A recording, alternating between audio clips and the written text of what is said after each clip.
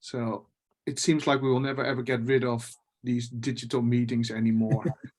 We got an email in the museum last week. It's like, yeah, you know, these things on your desk, they are black and they have this detachable thing. Yeah, they're called telephones. Yeah, you don't need those anymore. We're going to remove them, literally, because you can use Teams now. So soon we'll be sitting in small cockpits with like 3D virtual reality goggles on. And I hope not. Like if you have children, they already don't know what a real telephone looks like, and now they can't even see real examples in offices anymore. Yeah. Anyway, that's beside the point. John and Dimitris, thank you for being here today as well, and for being willing to be the first speakers in a new year. Both of you have our slot, so not to take too much of your time away. John, you are currently, if I'm not mistaken, a postdoc at the same university where you did your PhD, the National University of Ireland in Galway, which is a great city. I once applied there for a job, but they laughed and didn't give it to me. And you are still in Michel Dugon's lab, correct? Yes, that's right. Okay, so I did a bit of background research on you very shortly. I saw that you started as a herper, publishing your first papers on reptiles. Yeah. Before you shifted to the study of Streatoda nobilis, the false widow spider that is invasive in Ireland, and which you continue to study today. So I'm not going to give you any details on that. That's what you work on. I don't know what you're doing in your new postdoc now. Are you still focused on spiders? Scorpions. I'm looking at scorpions in Morocco. Ah, sweet. Venom as well. Venom, yeah.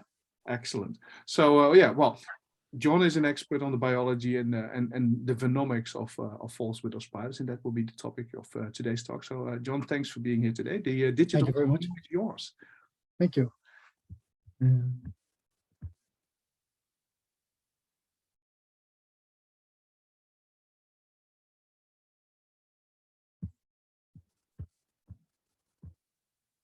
Yep, I can see that. Okay. So hopefully everybody can hear me okay. Thank you very much for inviting me to speak here today. It's a real pleasure. And I'm going to just dive straight into the bites from Streatoda nobilis. My colleagues, Keith Lyons and Brandon Collier, are going to probably later on in the year present something on the ecology and the invasive impact of Streatoda nobilis. So this is what most of us are bombarded with from the media. Most people's first introduction to the false widow spider is actually through horrifying tabloids, headlines, and followed, usually accompanied by images that are kind of quite suspect. In most cases, the stories don't involve the spider. Somebody just woke up with pain or had this awful infection, and somewhere along the line they were told it was a false widow spider.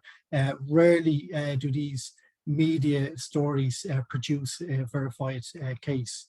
But this causes a lot of fear and demonizing of the spider. So the general consensus when we started this project, we wanted to kind of investigate this. The general consensus from the arachnology community and people with some knowledge in general was that, well, in England at least, they were present since 1879, and for most of the time there wasn't any issues. So it was probably just media hype. The venom is typically harmless, only mildly neurotoxic, but no necrotic properties known. Although at this point there was absolutely no study on the venom of noble false widows. And in some cases I've heard that the fangs are so small that they can probably barely penetrate human skin. So these bites are most likely coming from something else. When people do produce these infections, it's most likely from poor wound care or personal hygiene. So we wanted to kind of try and address some of these topics. So the overall objective was to basically establish a bite profile of Streatoda nobilis and look at the contributing factors. So the first thing is we look at, they originate from the Canary Island chain, but when we look at their presence in Britain, they're here since 1879, but we're mostly just a few specimens, very low key to southern England for most part of over 100 years. And it is actually only in the last few decades that we see this significant increase. So that kind of does match up. There's a correlation there between the fact that their preference is cyanotropic habitats, and there's a significant rise in these areas. They're likely to come into contact with people more so in the last 20, 30 years. Also, we see this in Ireland too. They were first noted here in 1998. And since then, we've seen a massive increase, mostly from the east across to the west and east coastal counties. And this is just increasing. At the moment, personally, our lab group, we've caught thousands of them. But you know, they seem to be in high densities around Dublin and Wicklow and Wexford. The first case actually of a bite was documented by David Worrell and colleagues back in 1991 in England. And they even noted that they had local and systemic neurotoxic symptoms that was very similar to Latrodectus bites. And these included radiating pain, sweating, swelling, sensation of heat, some tenderness, piloerection, and feverishness. And they warned of the potential medical importance of these spiders and called for further research. So while the bites seem to be continuing to be recorded in the media, which were kind of unconfirmed bites, there wasn't really anything being done in the scientific community. This is your noble false widow spider here. So this is the size that they get to, probably on average about 10 to 14 millimeters in body size, excluding the leg span. So roughly around the size of a €2 coin. And what we did was we compiled this chart here to the left, where you can see how diverse they can be in variation of patterns and coloration in different sizes between genders as well. And typically you find them around human habitats. The picture of the spider to the right is a perfect example of one hanging upside down on the web. You can see these commonly at night as well if you go out with a torch. And what we do know is that they are, phylogenetically speaking, closely related to true black widows. So we did analyze a bunch of case reports. There was the original Worrell case, and there was a few in South America as well. And so we compiled another 21 cases, and we started to see a pattern in this. Overall, 57% of the bites were by female spiders and 43% were by males. So it was suggested that it's mostly males who are wandering during the breeding season that you're likely to come in contact with, because the females are usually sedentary on the webs. But of course, this is not what we're finding. This is not the case.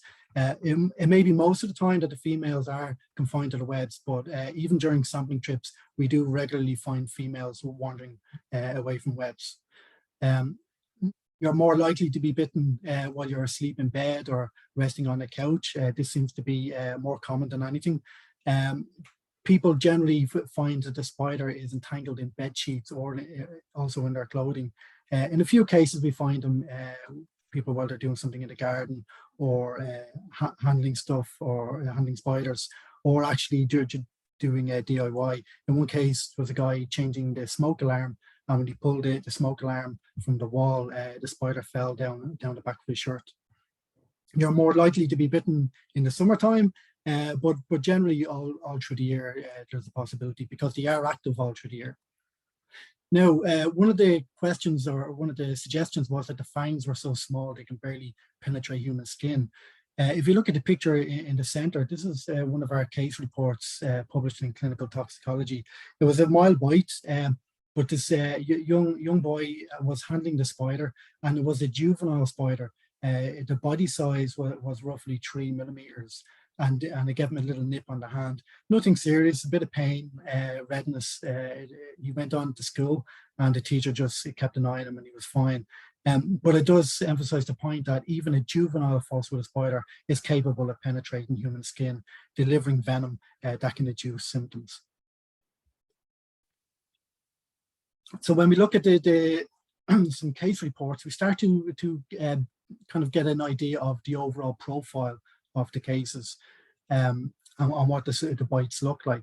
So to the picture to the left, you can see a kind of a wheel in the middle, and we've got that's the bite site, and then we've got some radiating erythema from there. And this is typically what we see from bites. In most cases, the bites are mild, and then we do see some more severe cases. We do, in all cases, get local pain, and this can vary. In some cases, we have really bad debilitating pain. Nearly always have a classic erythema and pain radiating. This can be regional or radiating pain, swelling, and so on. You can see down to the list of symptoms here. The ones that are marked with an asterisk denotes the latrodectus symptoms as well. Also, the symptom of diaphoresis, this is actually noted before, that distinguishes bites between black widows and false widows. It was thought that typically diaphoresis was a symptom characterized in cases of black widows, but not in Streatoda. But in the cases of Streatoda nobilis, clearly we can see that these are becoming a more common symptom. And so we're overall seeing a very similar profile to black widows, although they're not quite as intense in many cases. And we see a few cases that are quite serious.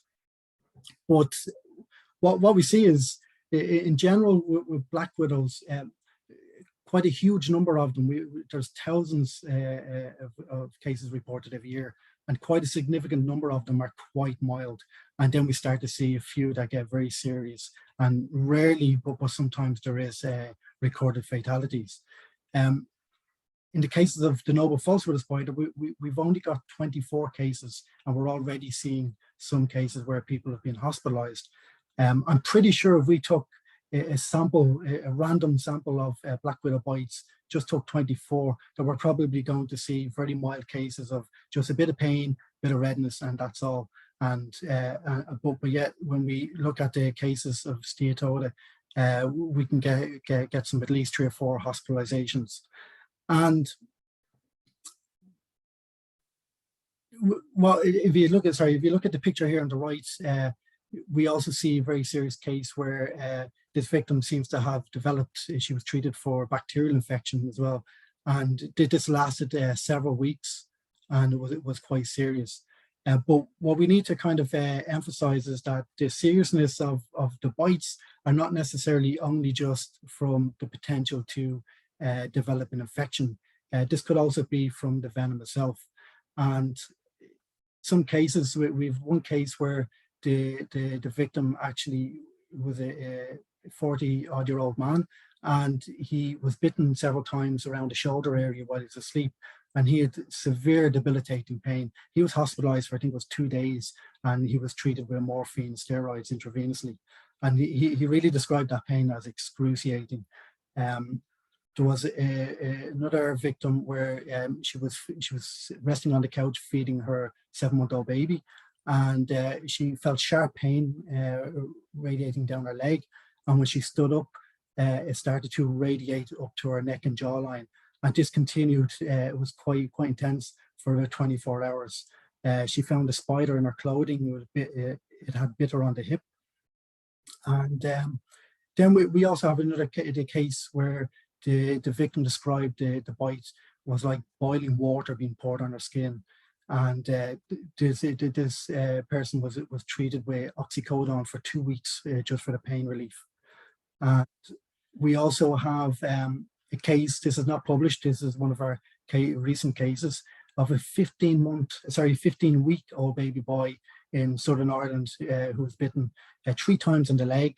He started suddenly screaming, and the mother got concerned, and she undressed him, and a noble false widow spider crawled out from the clothing. And the baby was given paracetamol and brought to the hospital, and 10 hours passed before the symptoms eased, but the baby purple screamed for the majority of that time. So you know, these are quite severe. In cases of black widow bites, even when the vital symptoms, the vital signs are normal, just for intense pain alone, people are administered in many cases anti-venom. So you know, that's how serious some of the cases are getting here. We also see cases of like tremors and high level or lowered blood pressure and so on. So we're seeing overall an attack on the nervous system. So also, these are, one of these cases is published, and some of these are new ones that we're reviewing now. These are confirmed cases, and they're quite interesting because these kind of get into the area where it's claimed that there are that they have the ability to cause necrosis. But what we see is this kind of like mild blistering and necrotic ulceration type wounds, and they're never particularly serious. They kind of heal up pretty easily by themselves after a couple of weeks, and just left with a very minor scar. Nothing like what you would see in a debilitating snake bite necrosis type scenario. These are typically mild, but it is quite a surprise, because we were told initially that this is untrue, that they can't cause these minor wounds. The fangs are quite small. While they can penetrate our skin, we don't typically see bite marks. They're very small and very unassuming. So these are not mechanical damage done by the puncture wound. So we don't know what's causing this. We suspect it's something in the venom, perhaps. The case to the right on the bottom is quite interesting, because when we hear cases in the media that somebody was in the woods on a hike, they were bitten by something they think was a false widow, I'm usually the first person to say no, that's very unlikely, because we know mostly false widow spiders are in cyanotropic habitats, and most people are usually bitten in and around our home. But in this case, the person was actually out on a cycle, and they felt pain in their foot, and when they got home, they shook out their runner, and fair enough, the small noble false widow spider emerged from their runner. So in this case, while they were out for a cycle, they were actually bitten, but it was a spider that most likely got into the runner while they were at home. But you can see the spider, the bites developed into some blistering and ulceration there as well. So when we look at the venom composition of Streatoda, my colleagues Antoine Fort and Laura Quinton in Belgium helped us look at the transcriptomics and the proteomics of the venom and the RNA. And what we found was that the venom of the noble false widow spider was very similar to the venom of Latrodectus. They had all the powerful toxin classes, the latrotoxins, particularly alpha latrotoxin, but they also had all the enzymatic machinery that enabled in one case to cause some tissue lysis, so that they help spread the neurotoxins, so that helps them further subdue their prey, but possibly aid in the digestion of the prey. It is quite possible that these enzymes, because they had quite a lot of proteases, they had metalloproteases, serine proteases, hyaluronidase, and so on. And these probably contribute to some of that blistering effect and some of the minor ulceration. But also, interesting enough, there's a distribution of 214 proteins in the venom gland transcriptome and the proteome. And when we classify these into 4 major groups, we can see that they're mostly composed of toxins. And when we further divide that into the different families, we can see the alpha latrotoxin and the other latrotoxins and the latrodectins made up 94% of the overall toxin profile. So we're starting to see where the symptoms are coming from. This recent paper that investigated the transcriptome of the venom of the Latrodectus geometricus, and when we look at the comparison with Streatoda nobilis and the other Latrodectus profiles that they compared them to, we can see that there's an overall similarity between them. but most importantly, the alpha-latrotoxin, because in black widow bites, the alpha-latrotoxin is what causes the majority of the symptoms.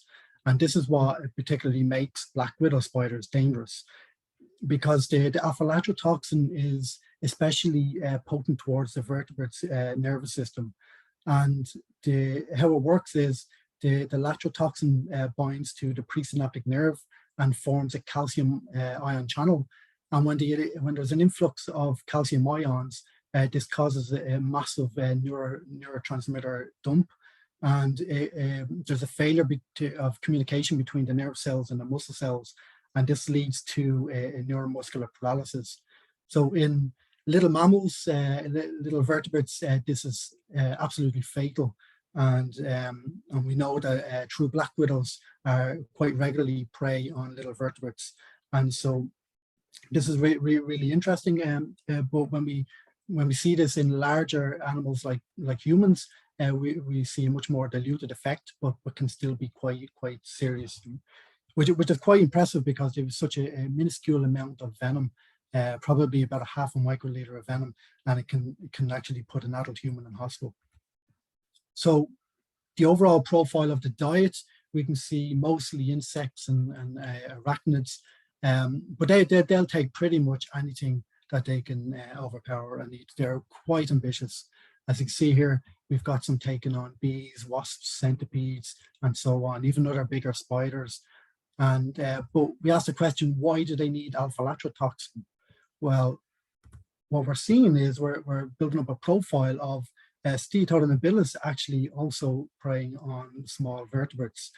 We documented one feeding on a lizard. Last year, we documented some catching bats in their web.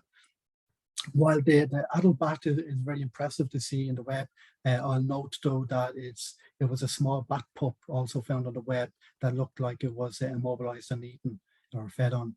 And then we do have a case coming out very soon where we documented a noble false-witted spider in southern England preying on a shrew. So they do feed also on small vertebrates, and this is why they have alpha-latrotoxin, and then biting people is just a consequence of feeling defensive, and the symptoms is a consequence of their venom composition, kind of hardwired towards vertebrate prey. A recent paper that we published on Latrodectus and other Streatoda species catching vertebrate prey.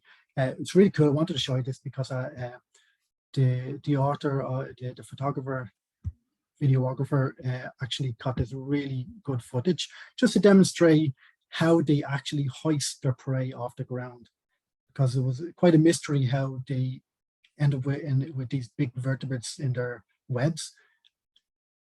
And this is how they do it. They use their silk as a pulley system and they hoist them up. This slide here, I'm not going to go into it too much because it's focused on the kind of potential invasive traits, the competitive traits. So this will be probably discussed by Keith or Brandon on another talk. But just to kind of take from this what was interesting and important in terms of the context of bites. We do start to have some measure of potency. There will be further papers coming out with more detailed on the potency. But in this case, the model is a spider model. So we're using LD50s and ED50s on other spiders as well. So not insects or vertebrate models, just spiders. But what we see is the venom of Streatoda nobilis is up to 230 times more potent than some of our native spiders. So if they were harmless, we should, if they were like, if the Streatoda nobilis was harmless, we should see a similar profile to our native spiders. But we don't generally have this complaint of people being bitten by native spiders and ending up with this range of symptomology. And the reason why is because they're significantly more potent than our native spiders. If we look at the table one there to the left in the middle, this is interesting because we sampled 550 spiders and individually extracted the venom and recorded this. And what we find overall is that only a handful of specimens actually had as much of just around a half a microliter of venom. The vast majority had roughly half that. So in the context of the venom optimization hypothesis, where they may optimize their behavior in response to prey or defense, and depending on the amount of venom that you have available. On the right there, the crickets, that's just an example of how they optimize their behavior in response to the size of the prey versus the quantity of venom they had. And we can take from this is that we know that they do optimize their behavior in terms of predation. And there was a really interesting and cool paper called Poke but don't pinch about the optimization behavior in a defensive response by black widows. That the more they felt threatened, the more venom that they're going to release. And so we suggest that in this context, the noble false widow spider may, if feel threatened, deliver a certain amount of venom in response to that threat. That's why sometimes we see cases where people are bitten multiple times, 2 or even 3 times. But some cases are quite mild, and other cases they're surprisingly quite severe. But the fact that we find the majority of them in an active population, 550 of them, only a few of them had a half a microliter of venom. So we're also taking into consideration that when a spider bites you and you have mild symptoms, that could also be because the spider may not have feeling so threatened, give you a little warning nip, but also may actually not have had that much venom to actually deliver. Maybe if they did feel extremely threatened, if they were caught in their clothing, and maybe if they happen to have a full venom gland full of venom and they were willing to deliver all this, maybe we might see cases where they were more severe. But also we look at the bacterial infection. So we decided to investigate this as well. And I worked on this with my colleague Nayaz Khan and Aoife Boyd. And what we did was we profiled the bacteria composition of the overall body surfaces of the spiders and also the fangs. And we found a range of bacterial species that were pathogenic, and also a number of them were antibiotic resistant. So this has probably helped to explain why some people are being treated for bacterial infections after being bitten. So it may not be the case that it's from poor hygiene, from poor wound care. And this is important because in one case, it was mentioned online, and the victim, who had no qualms with spiders at all, was bombarded on social media being called unhygienic, being called dirty, because they didn't, in general, people don't like to see the spiders being demonized, but unfairly, the victim was further demonized and stigmatized when we've no real evidence to say that bacterial infections that arise from spider bites are related to poor hygiene and wound care. It's actually, in this case, we show that the spiders actually carry pathogenic bacteria that are also in some cases antibiotic resistant. And just to show an indication of diversity of the strains, on the top one there, Staphylococcus capitis, this was isolated from the body surfaces of one specimen, and the second strain was isolated from the fangs of a different specimen. And we can already see that the one identified from on the body surfaces was resistant to nalidixic acid, whereas the other strain was multi-drug resistant. So it was resistant to nalidixic acid, tetracycline, and gentamicin. So we can see the diversity even just within the strains of the same species of bacteria on the fangs and the body surfaces of the spider. So we're really in an area where we know very little about, and there's a lot of work there to do here to look at the genomes and identify the disease-causing genes and try to get a much better understanding of what's happening. So in conclusion, Streatoda nobilis have significantly increased the range and population density in the most recent decades. And so we see this natural correlation because their preferred habitat is in around our gardens and our homes. And for some reason, they do find themselves entrapped in our clothing and bed sheets. And we now know that the venom is actually more potent than we originally thought. 66% of the composition were very similar and overlapping with the same toxins that we find in Latrodectus. Do have a range of enzymes that may contribute to the minor tissue damage. And while the overall potency isn't determined from the composition, we are starting to develop some results on the potency, and we are actually seeing that the venom is not mild or in any shape or form. It is actually quite potent, and they can actually induce Latrodectus-like symptoms. So far, not quite as serious as some of the serious cases, but they're quite serious, and they're quite more serious than a lot of the Black Widow cases. So I don't think they should be dismissed so quickly, and we should probably take them a bit more serious. They can cause wounds, although these are very minor. These are not the debilitating necrosis that are portrayed in the media, so we should take that in mind.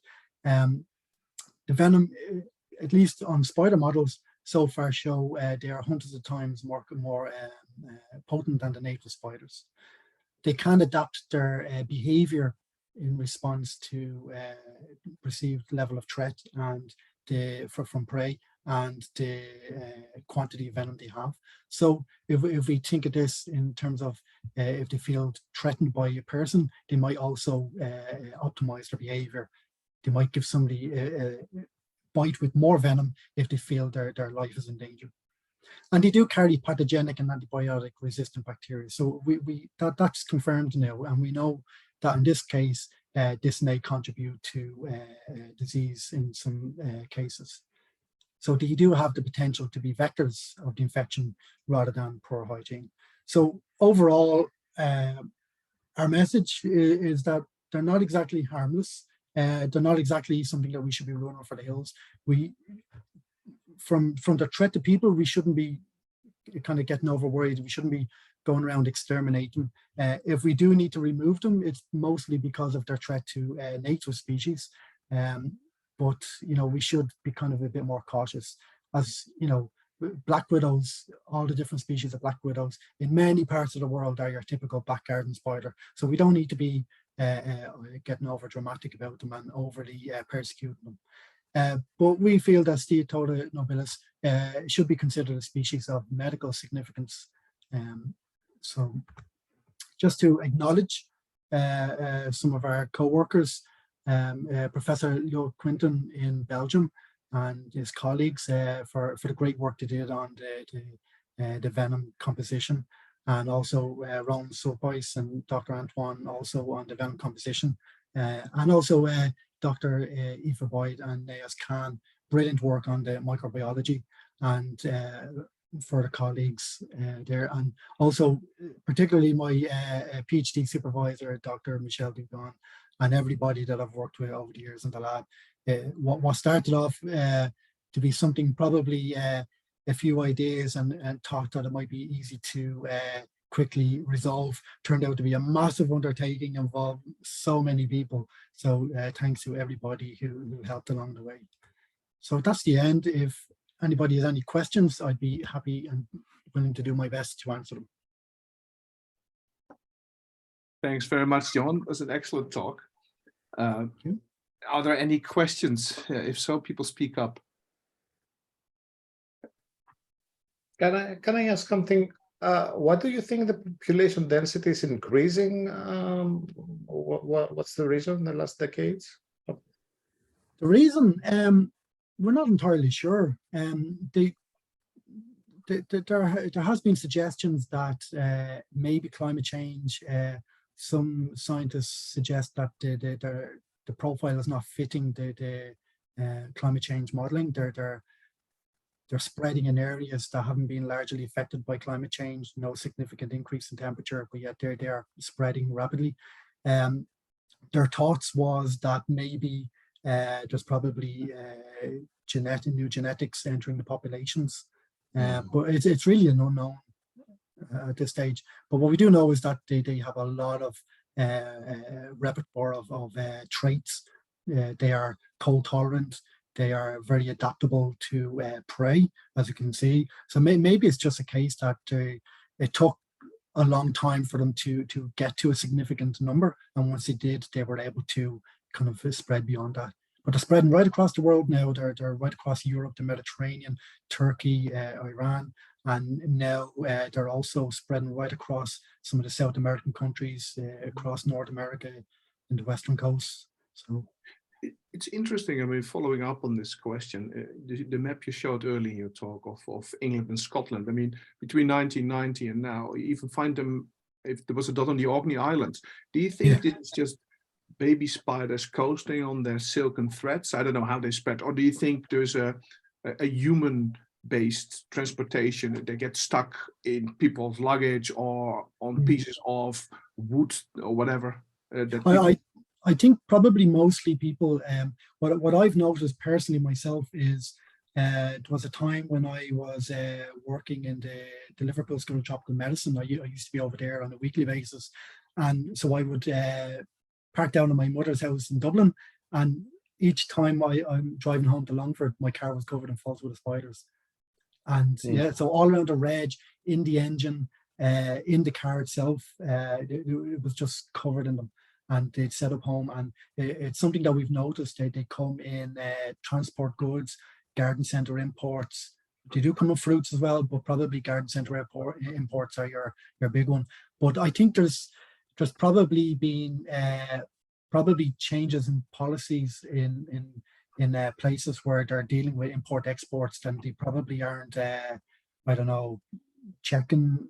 They probably change policies on how they check things, monitor things, and then also new imports from different places. So it's just a symptom of globalization, I think.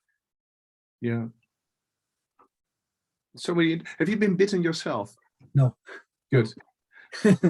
They're a very common animal in our kitchen. A couple of years ago, they showed up for the first time, and we let them. I mean, my wife and I don't mind. Their webs can be quite big and annoying, and their shit is really sticky. So your kitchen starts to look like a dump if you don't clean it up. But they seem to get stuck in the kitchen. We don't see them in the other parts of the house. They just like to hang there by the windows. And they're quite docile. I've handled lots of them, and I've worked with thousands of them over the years, and they are generally more shy than anything else. So it's really only when you pin them that they give you a bite. I want to alert you, there's a question by Ballerina, which is quite long in the chat, so maybe you can have a look at that as Dimitris gives his talk. I know in the interest of time, we should move on, but I have to ask this question. Do we have any data about how consistent the pain is? You described the patient who was bitten on his shoulder and it was debilitating and really painful. Of course, in the world of venom, that means generally it has evolved a defensive purpose to deter by pain. Is there any data, either in human subjects or mice, for instance, that these bites are consistently painful enough so that you may speculate, well, there's probably defensive use to it, or is it just accidental? Not that I'm aware of, but it's definitely something that we should be looking more into. Okay, John, thanks very much for your lovely talk. Thank you very much, Ronald. Appreciate it.